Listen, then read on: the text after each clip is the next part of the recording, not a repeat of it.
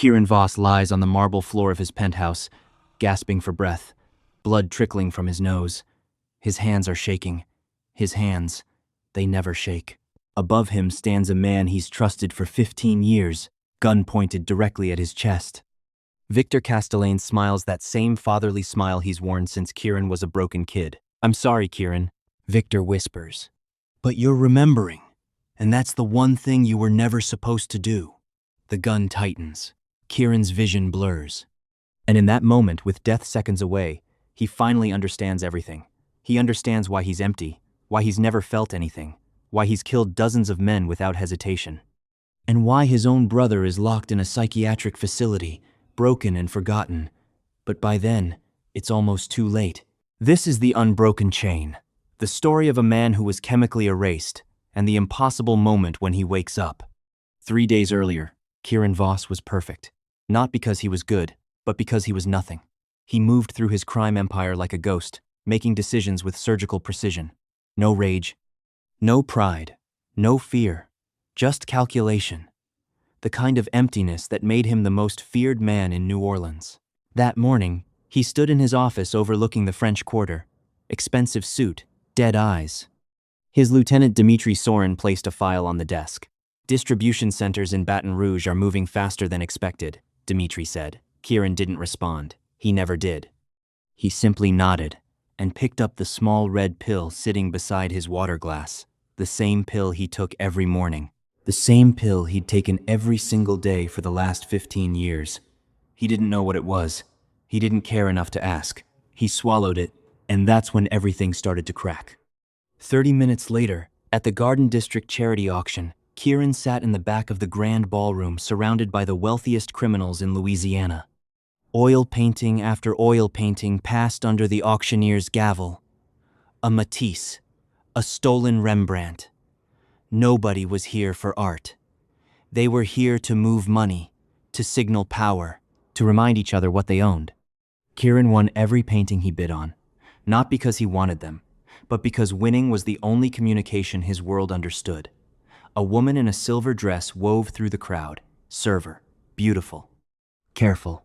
She refilled his champagne glass 3 times.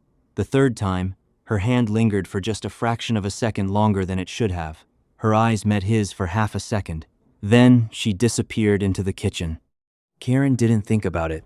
He didn't think about anything anymore. What he didn't know was that her name was Margot Vale. What he didn't know was that she'd been watching him for 3 years. What he didn't know was that in that moment, when her hand touched the rim of his glass, she'd released a chemical catalyst into his bloodstream. A compound designed to wake something inside him that had been sleeping for 15 years, something that should have stayed asleep forever. Back at his penthouse that night, Keiran took his next red pill with water. Like always, he didn't sleep. He never slept. He simply existed in the darkness of his bedroom, staring at the ceiling, wondering if this was what death felt like. This emptiness, this absence. Then, something shifted. A memory came. Not a thought. A memory. He was 6 years old. His brother Cain was laughing. They were playing a game with a rhythm. A chant. The chain breaker will never stay locked, never stay broken. They were holding hands in a basement. There was a woman singing upstairs. His mother. He could almost hear her voice, could almost feel the warmth of his brother's hand in his. Then the memory shattered. Keiran bolted upright in bed. His heart was racing. His palms were sweating. What was that? He hadn't thought about his childhood in years. He'd spent 15 years certain it didn't matter. Certain that those years were blank, that he'd always been this way. But that voice, Cain's voice, it was so real, so vivid, so alive. The next morning, Keiran swallowed another red pill. His hands hesitated for the first time in a decade. Something inside him was screaming that the pill was different, that someone had changed it. But logical Keiran, hollow Keiran, told himself he was being paranoid. He swallowed it anyway. By noon, another memory crashed into him. His parents' bedroom, fire, smoke, someone carrying him out of the house, a face he couldn't quite see. Everything after that was darkness. Had his parents died? He was trying to remember, but the memories were fragmentary, like watching a film someone had deliberately corrupted. Dmitri found him staring out the window of his office. "Boss, you okay?" Keiran's jaw clenched. A small thing. But Dmitri noticed, because in 15 years, Keiran's jaw never clenched. "The pill," Keiran said quietly. "The red pill I take every morning. Where does it come from?" Dimitri's eyes widened slightly, a flash of fear, just for a second, but Keiran caught it. And suddenly, the dead man inside him woke up with a terrible clarity. Dmitri knew something. Dmitri knew something dangerous. It comes from Castellane. He said it was important. For your health, I assumed. "Get out," Keiran said. Alone in his office, Keiran skipped his next pill. He didn't take it. He held it in his hand and stared at it. A small red circle, innocuous, deadly. The pill that had kept him numb for 15 years. The pill that had made him the perfect crime lord, efficient, merciless, and completely incapable of love, fear, or doubt. For the next 6 hours, nothing happened. Then everything happened at once. The emotions came like a flood. Rage, grief, terror, love, guilt. Everything he'd never felt. Everything he'd been artificially prevented from feeling. It was like someone had flipped a switch inside his chest, and suddenly every nerve ending was screaming. Keiran fell to his knees, his vision blurred with tears. Tears. Something he hadn't experienced since childhood. The world became too loud, too bright, too real. And underneath it all, one terrible realization. Victor Castellane, the man who had raised him after his parents died, the man who claimed to save him, the man he'd trusted completely, had done this to him, had chemically lobotomized him, had turned him into a weapon. But why? A knock at his door. Keiran didn't respond. The door opened. It was the server from the auction. The woman in the silver dress. Margot Vale. "You've stopped taking the pills," she said. Not a question. Keiran stood up, rage coursing through him. "Who are you?" "Someone who made a choice," Margot said. 3 years ago, I was assigned by Castellane to monitor your suppressant dosage, to make sure you never woke up. But watching a man walk through the world like he's already dead, I couldn't do it anymore. So I contaminated your dose. I changed it. I gave you the chance to remember." "Who the hell are you?" Keiran's voice was breaking with something between rage and something deeper. "I'm a doctor, or I was. Castellane forced me into his service when I was just a medical student. I've been watching you take those pills every day, knowing what they did to you, knowing the truth about your family, and I finally decided that you deserved to know." Margot stepped closer. "Your name isn't just Keiran Voss. You have a brother, Kane. He's alive. Castellane kept him locked away in a psychiatric facility in Baton Rouge called Threshold Asylum. Your parents didn't die in an accident. They were murdered. And the man who raised you, the man you trusted, ordered it all. Everything stopped." The grief that hit Keiran in that moment was unlike anything he'd ever felt. And he realized that's exactly why the pill existed. Not just to control him, but to spare him from this exact pain. From knowing that the person he'd trusted most in the world had orchestrated the destruction of everything he loved. "Why?" Keiran whispered. "Power," Margot said. "Your father was a rival crime lord. Castellane wanted his territory, wanted his empire. Your father wouldn't negotiate, so Castellane killed him. Killed your mother. And he was going to kill you too, Kane too. But Castellane realized something. A broken kid, chemically suppressed, could be molded, could be turned into the perfect weapon. Someone who would run an empire without ever questioning, without ever feeling, without ever knowing the truth." Keiran's hands were shaking again. And this time, it wasn't from fear or the crushing weight of memories. It was from pure, raw rage. For 15 years, he'd been hollow. For 15 years, he'd been a puppet. For 15 years, Victor Castellane had worn a smile and called him son, while hiding the truth behind that smile. "I need to see Kane," Keiran said. It took 3 hours to mobilize. 3 hours for Keiran to gather the few people in his organization he absolutely trusted. By nightfall, they were moving toward Baton Rouge, toward Threshold Asylum, toward a brother he couldn't even remember. The facility was dark, institutional, cold, the kind of place designed to make people forget who they were. When they broke through the doors, the staff scattered like rats. Keiran moved through the corridors with something between a man and a monster. Guards tried to stop him. They failed. Kane was in the basement, in a locked room with restraints still on the walls from decades of use. He was thin, hollow-eyed, vacant. When Keiran entered, Kane didn't recognize him, couldn't recognize him. 15 years in isolation, heavily medicated, had broken something fundamental in him. "Kane," Keiran whispered. "I'm Keiran. I'm your brother." Kane looked at him, and for just a moment, something flickered in his eyes. Something that remembered, something that knew. And then, Kane started humming, a rhythm. A chant from childhood. "The chain breaker, will never stay locked, never stay broken." Keiran fell to his knees and held his brother for the first time in 15 years, and he wept, not from sadness, from rage, from a clarity that had finally broken through the chemical fog. Castellane had tried to keep them broken, had tried to keep them apart, but they found each other anyway. By the time they returned to New Orleans, Keiran had become someone else entirely. The Hollow Man was gone. In his place was someone dangerous in a completely different way. Someone who felt everything. Someone who had nothing left to lose. That's when Dimitri made his move. Keiran was in his office when his lieutenant walked in with 3 armed men. "I'm sorry," Dimitri said, "but Castellane gave me an order. You've become unstable, a liability." He raised his gun. Keiran moved with a speed that shouldn't have been possible for someone operating on 18 hours without suppressant medications flooding his system. He took the gun from Dimitri's hand, and he did something the old Keiran never would have done. The old Keiran would have simply executed him. Clean. Efficient. No emotion. The new Keiran made him pay for his betrayal. Made him feel it. But not before getting one crucial piece of information from Dimitri.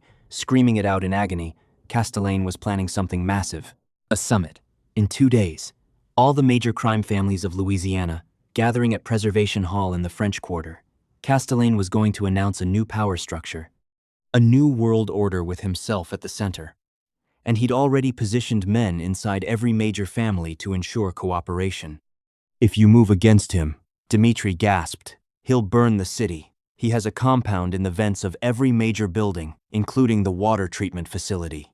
He has access to a chemical suppressant, the same one that's in your pills but weaponized.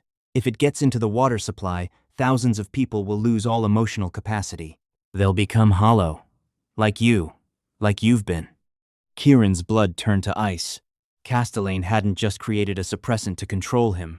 He'd been working on something bigger, something that could reshape society itself, could turn an entire population into compliant slaves. Over the next 48 hours, Keiran did something impossible. He rebuilt his organization from the inside. The people who had started to defect came crawling back. The people who were loyal were rewarded beyond measure. And he brought in Margot Vale and Kane Broken as he was into his inner circle. Margot used her medical knowledge to identify every place the suppressant compound could be hidden. Kane, despite his trauma, had an almost supernatural ability to identify patterns, a gift his fractured mind had somehow developed. And Keiran weaponized his newfound emotions, his rage, his love for his brother, his need for justice. They didn't plan to kill Castellane. Not yet. They planned something far more devastating. 2 days later, Keiran walked into Preservation Hall for the summit. The place was packed. Crime lords from New Orleans, Baton Rouge, Lake Charles, and beyond. All the major players. All the architects of suffering. They saw Keiran and immediately sensed something was different. The Hollow Man had developed a heartbeat. Castellane sat at the center of the room, that same fatherly smile on his face. "Keiran," he said warmly, "I'm so glad you're recovering from your illness. You worried me greatly." "Did I?" Keiran said. And for the first time in 15 years, he smiled. Not a strategic smile, a smile full of teeth, full of promises of violence. "I need to share something with all of you." He nodded to Margot. And the first audio recording began to play through the hall's speakers. It was Dimitri's voice, screaming, confessing everything. The murder of Keiran's parents. The chemical suppression. The weaponized compound. All of it. Castellane's face turned white. He stood up. Keiran, that's a lie. I raised you. The second recording played.